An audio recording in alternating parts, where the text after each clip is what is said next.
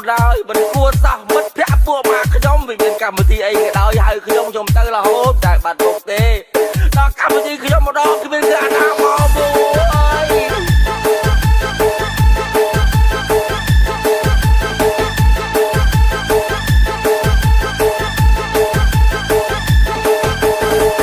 មានបុណ្យមានកាលមិនដែលខានម្ដងទេជុកលៀងបងគេទៅចាំចិត្តស្មងសោកថាគេរាប់ជុកយើងជាមិនល្អអីលើដល់កហៅគេវិញបាច់និយាយជុកមុខគេពេកភ្លេចជុកមុំខ្លួនឯងខឹងឡើងចេញសែងអស់វាថ្លែងឈុំស្ដីគៀវហៅ100នាក់មកបានតែ2 3គួយយំមកនាដីចាំសេចក្ដីសែនមកនិយាយពីសំបត្តិខំតាមហុចដល់ដៃខលថែមរាល់ថ្ងៃប្រាប់ទីតាំងយ៉ាងច្បាំងដើរសារមីសេកឡាយ Facebook ដូចតាំងចុងក្រោយត្រង់ប្រាប់ថាអត់បានទៅជាផ្ដាំមិនធាក់គង់តែម្ដងម្ដងទេឯងខំទៅគេកាប់ដាវលួងផ្លូវអ្នកណាមិនមកឈុំរាប់អានគ្នាទៅជួបមុងតាមផ្លូវតាមចិត្តក្តៅក្នុងវាយវាយវាយវាយវាយវាយវាយវាយវាយវាយវាយវាយ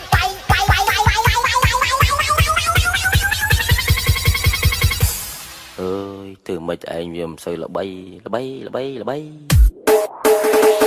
អើយតើចិត្តណាំងចង់តែសាយំម៉ែអើយមិនស្ដំគ្មានភ្ញៀវមកគ្របអីអើយតើចិត្តណាំងចង់តែសាយំម៉ែអើយមិនស្ដំគ្មានភ្ញៀវមកគ្របអីមកសតកាន់តុកមិនដឹងយកទៅណាខ្ចីលុយគេការចាប់ហើយចំណងដៃមកសតកាន់តុកមិនដឹងយកទៅណាខ្ចីលុយគេការចាប់ហើយចំណងដៃ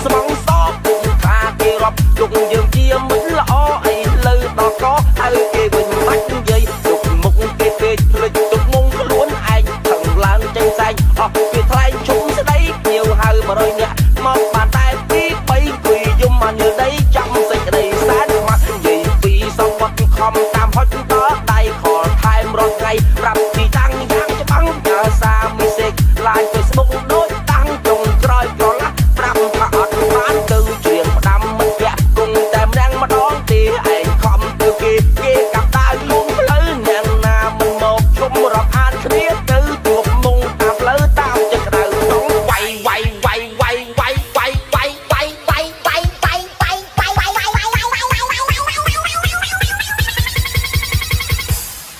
អើយធ្វើមិនឯងវាមិនសូវល្បីអើយតើចិត្តណាំងចង់តែសាយំម៉ែអើយមិនស្ដំគ្មានភ្ញៀវមកគ្រប